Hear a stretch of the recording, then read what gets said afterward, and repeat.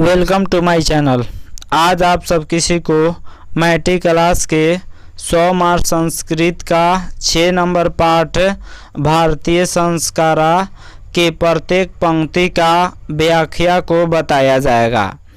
सबसे पहले पाठ परिचय को जान लेते हैं। पाठ परिचय है भारतीय संस्कृति अन्य तमाम वैशिष्ट्यम विद्यते यत जीवने ई समय समय संस्कारा अनुष्ठिता भवन्ति अद्य संस्कार शब्द सीमितो व्यंग रूप प्रयुज्यते किंतु संस्कृत रूपकरणमिदं भारतस्य व्यक्तित्वं रचयति विदेशे निवेशन्तो भारतीय संस्कारान् प्रति उन्मुखा जिज्ञासवश्च पाठेस्मिन् तेषां संस्काराणां संक्षिप्त परिचयो महत्वंच निरूपितम्। इसका हिंदी हम लिख दिए हैं। भारतीय संस्कृति की अत्यधिक विशेषता है कि इस जीवन में समय समय पर संस्कारों के अनुष्ठान होते हैं। अनुष्ठान का मतलब समय समय पर जन्म से लेकर मृत्यु तक संस्कारों का विभिन्न अवसर पर संस्कारों का अनुष्ठान होता है, संस्कार कराए जाते हैं। इस पाठ में पढ़ेंगे तो स्पष्ट हो जाएगा। आज संस्कार शब्द सीमित होकर व्यंग रूप में प्रयोग किए जाते हैं। क्या है कि आज लोग संस्कारों को भूल रहे हैं और वेस्टर्न संस्कार को अपना रहे हैं, जो पश्चिमी संस्कार हैं उसको अपना रहे हैं और भारत के लोग यहाँ के संस्कार को भूल रहे हैं। तो वहीं लेखक का कहना है कि आज संस्कार शब्द सीमित होकर व्यंग रूप में प्रयोग किए जाते हैं, किंतु संस्कृति के रूप में यह भारत के व्यक्तित्व की रचना करता है। विदेश में बसे भारतीय लोग संस्कारों के प्रति उन्मुख जिज्ञासु हैं। विदेश में रहने वाले भारतीय लोग हैं, वह भी अपना जो भी कार्य करते हैं वह संस्कारों के प्रति संस्कारों को ध्यान में रखकर कार्य करते हैं, संस्कारों के अनुसार कार्य करते हैं। शादी हो, विवाह हो या फिर जो है यानी कोई भी कार्य हो, बचपन से लेकर मरण तक, श्राद्ध हो, सभी काम संस्कारों के अनुसार करते हैं विदेशों में रहने वाले भारतीय लोग भी। इस पाठ में संस्कारों का संक्षिप्त परिचय और महत्व निरूपित किए गए हैं। इस पाठ में संस्कारों के बारे में उसके परिचय को बताया गया है और संस्कारों के महत्व को बताया गया है। चलिए शुरू करते हैं पाठ को। पाठ है भारतीय जीवने प्राचीन कालतः संस्कारा महत्वं धारयन् प्राचीन संस्कृतिर्भिज्ञानं संस्कारेभ्यो जायते अत्र ऋषीणां कल्पनासीते यत् जीवनस्य सर्वेषु मुख्यावसरेषु वेदमन्त्राणां पाठ वरिष्ठानां आशीर्वादः होम परिवार सदस्यानां सम्मेलनं च भवेत् तत्सर्वं संस्कारम अनुष्ठाने संभवति। एवं इसका हिंदी होगा भारतीय जीवन में प्राचीन काल से इन संस्कारों के महत्व को धारण किए हुए हैं। प्राचीन संस्कृति का ज्ञान संस्कारों से होता है। यहाँ ऋषियों की कल्पना थी कि जीवन के सभी मुख्य अवसरों पर वेद मंत्रों का पाठ, बड़े लोगों का आशीर्वाद, हवन और परिवार के सदस्यों का सम्मेलन होना चाहिए। ऐसा सभी संस्कारों के अवसर पर ही संभव है। हिंदी हमने लिख दिया हुआ है कि प्राचीन जीवन में भारतीय जीवन में प्राचीन काल से इन संस्कारों के महत्व धारण किए हुए हैं और प्राचीन संस्कृति का ज्ञान संस्कारों से होता है। ऋषियों का भी कल्पना था कि मुख्य अवसरों पर वेद मंत्रों का पाठ हो, बड़े लोगों का आशीर्वाद हो, हवन हो और परिवार के सदस्यों का सम्मेलन हो। और यह तभी संभव है जब संस्कार कराया जाए। जब भी ऐसा संस्कारों के अवसर पर ही सभी लोग, जब कोई आयोजन होता है, जब कोई सेरेमनी होता है, तभी सभी कोई परिवार के लोग या फिर जो है जो कुटुंब के लोग होते हैं वे लोग आते हैं, जो मेहमान होते हैं वे लोग आते हैं। कब आते हैं? वे संस्कारों के अवसर पर, शादी हो या फिर जो है छठियार हो, तो इस मौके पर आते हैं। संस्कार हैं तो उसी संस्कार के अवसर पर आते हैं, अन्यथा नहीं आते हैं। तो वहीं जो है इस पाठ में बताया गया है संस्कारों के अवसर पर ही परिवारों के सदस्यों का सम्मेलन होना चाहिए। नेक्स्ट है संस्कारा महत्वम धारयन्ति किं संस्कारस्य मौलिक अर्थ परिमार्जन रूप गुणधान रूपस्य न विस्मर्यते अतः संस्कारा मानवस्य क्रमशः परिमार्जने दोषापनयने गुणाधाने च योगदानम कुर्वन्ति। इस प्रकार संस्कार के महत्व को धारण करता है, किंतु संस्कार का मौलिक अर्थ शुद्ध होना और गुणों का ग्रहण करना है। रूप को नहीं भूलना चाहिए, यानी गुणों का ग्रहण करना। संस्कार का अर्थ क्या होता है, संस्कार क्यों, संस्कार जो होता है वह क्यों, संस्कार जो होता है उस संस्कार को क्यों मनाना चाहिए। तो यह जो है संस्कार का मौलिक अर्थ, संस्कार को इसलिए मनाना चाहिए क्योंकि संस्कारों का अर्थ होता है शुद्ध होना और गुणों का ग्रहण करना। इसलिए सभी संस्कार मानव के क्रम से शुद्ध करने में, दोषों को दूर करने में और गुणों को ग्रहण करने में योगदान करता है। समय समय पर विभिन्न अवसरों पर संस्कारों का अनुष्ठान होना चाहिए, संस्कार का पालन करना चाहिए, क्योंकि संस्कार जो होता है वह मनुष्यों को शुद्ध करता है और उसके अंदर जो दोष होते हैं, जो अवगुण होते हैं, उस अवगुण को दूर करता है और गुणों को ग्रहण करने में सहायता प्रदान करता है। नेक्स्ट है संस्कारा प्रायेण पंच विद्या सन्ति जन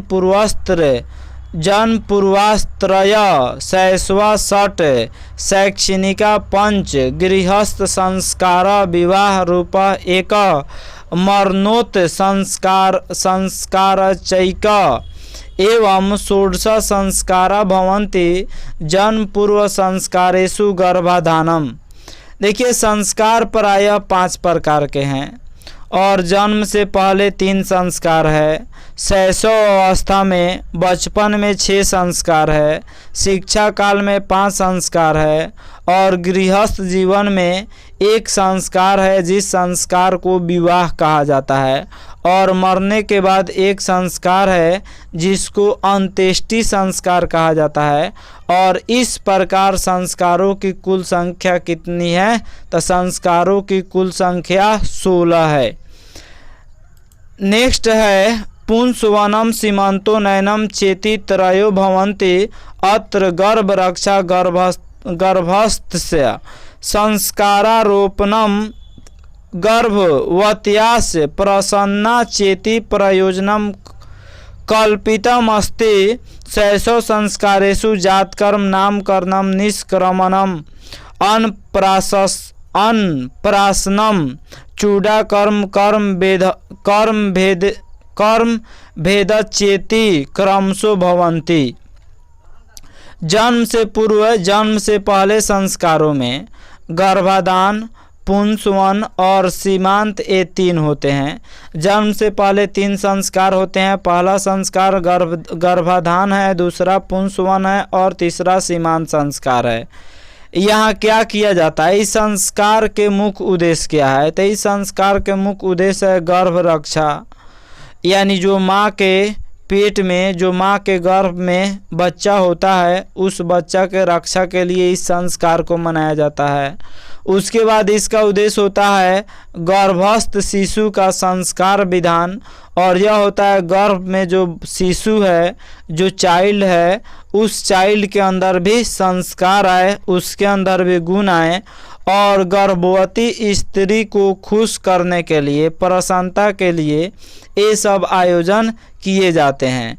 बचपन के संस्कारों में जात कर्म, नामकरण, बाहर निकलना, बाहर किस लिए निकाला जाता है बच्चों को, तो पढ़ने के लिए बाहर निकाला जाता है, उसी को निष्क्रमण कहा जाता है। अन्न ग्रहण, चूडाकर्म और कर्ण भेद ये सब क्रम से होते हैं, यानी ये सब पहले जात कर्म होता है, फिर नामकरण होता है, फिर बाहर निकाला जाता है पढ़ने के लिए, फिर अन्न ग्रहण, चूडाकर्म और कर्ण भेद होता है।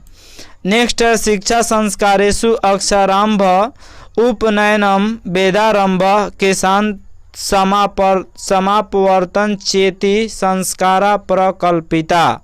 अक्षरारंभे अक्षर लेखन अंक लेखनम च शिशु प्रारभ्यते।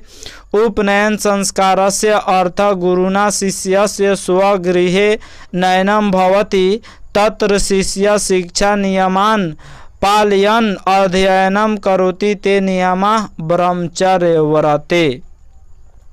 शिक्षा संस्कारों में कौन कौन से संस्कार होते हैं? तो शिक्षा संस्कारों में पहला संस्कार अक्षरारंभ होता है, उपनयन, वेदारंभ, केशांत और समापवर्तन संस्कार होते हैं। अक्षरारंभ में बच्चों को अक्षर लेखन और अंक लेखन, हिंदी वर्णमाला, इंग्लिश वर्णमाला, उसके बाद गिनती सिखाया जाता है। बच्चा आरंभ करता है। उपनयन संस्कार का अर्थ गुरु के द्वारा शिष्य को अपने घर में लाना होता है।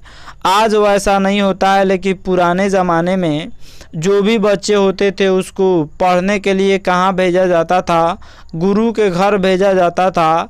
वहाँ शिष्य शिक्षा नियमों का पालन करते हुए अध्ययन करते हैं तथा ब्रह्मचर्य व्रत का पालन करते हैं। इसलिए पहले के जो भी विद्यार्थी थे उस विद्यार्थी को बाल ब्रह्मचारी कहा जाता था।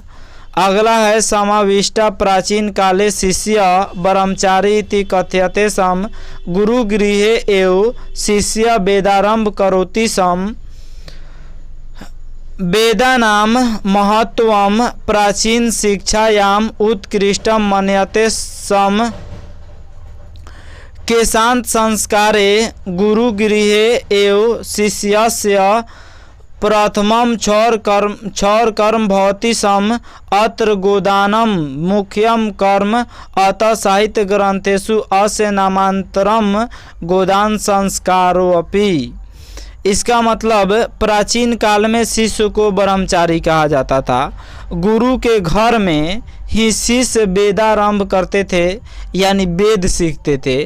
वेदों का महत्व प्राचीन शिक्षा में श्रेष्ठ माना जाता था। केशांत संस्कार में गुरु के घर में ही शिष्य का प्रथम मुंडन होता था। इसमें गोदान मुख्य कर्म होता था। गोदान का अर्थ होता है गायों का दान करना।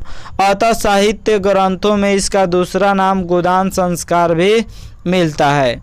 नेक्स्ट है समापवर्तन संस्कारस्य उद्देश्यम। यहाँ पे इसका संधि कीजिएगा तो समापवर्तन संस्कारस्य उद्देश्यम होगा। शिष्यस्य गुरुगृहात् गृहस्थ जीवने प्रवेश शिक्षावसाने गुरु शिष्यान् उपदिश्य गृहं प्रेषयति। उपदेशेषु प्रायेण जीवनस्य धर्म प्रतिपाद्यन्ते यथा सत्यम वद धर्मम चर स्वाध्यायनमा प्रमद इत्यादि। समापवर्तन संस्कार का उद्देश्य शिष्य का गुरु के घर से अलग होकर गृहस्थ जीवन में प्रवेश करना होता था। शिक्षा की समाप्ति पर गुरु शिष्यों को उपदेश देकर भेजते थे और उपदेशों में प्रायः जीवन के कर्तव्यों को बताया जाता था। उपदेश क्या क्या देते थे? तो पहला उपदेश गुरु देते थे। जब शिक्षा कंप्लीट हो जाता था, जब एजुकेशन कंप्लीट हो जाता था, तो गुरु अपने शिष्य को उपदेश देते थे। और क्या उपदेश देते थे? तो उपदेश देते थे सत्यम वद धर्मम चर स्वाध्यायनमा प्रमद। सत्य बोलो, धर्म का आचरण करो और अपनी विद्याता पर घमंड नहीं करो। यह उपदेश देकर गुरु अपने शिष्य को उपदेश देकर उसको घर भेजते थे। विवाह संस्कार पूर्वक मेव मनुष्य वस्तुतो गृहस्थ जीवनम प्रविशति। विवाह पवित्र संस्कार मत यत्र नाना विधानि कर्म कांडानि भवन्ति तेषु वाग्दानं मंडप निर्माणं वधु गृहे वर पक्षस्य स्वागतम वर वधु परस्परम निरीक्षणम कन्यादानम अग्नि स्थापनम पानी ग्रहणम लाजा होम सप्तपदी सिंदूरदानम। विवाह संस्कार होने के बाद ही व्यक्ति गृहस्थ जीवन आरंभ करता है। जब गुरु शिष्य को वापस कर देते हैं, शिष्य को उसके घर भेज देते हैं, तो उसके बाद से शिष्य जो होता है वह गृहस्थ जीवन का आरंभ करता है। विवाह संस्कार और विवाह को पवित्र संस्कार माना जाता है। इनमें अनेक प्रकार के कर्म कांड होते हैं। उनमें वाकदान होता है।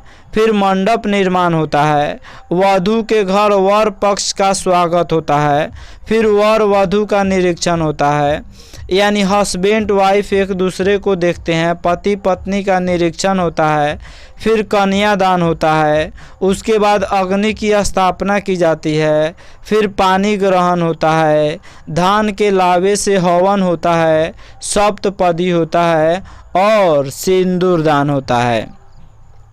यह सब होता है सिंदूर दान आदि। सर्वत्र समान रूपेण विवाह संस्कारस्य प्रायेण आयोजनं भवति, तदनन्तरं गर्भाधानाय संस्कारः पुनरावर्तन्ते जीवनचक्रं च भवति, मरणादन्तरम् अन्ते एष्टि संस्कारः अनुष्ठीयते। एवं भारतीय जीवन दर्शनस्य महत्वपूर्णम् उपादानं संस्कार इति।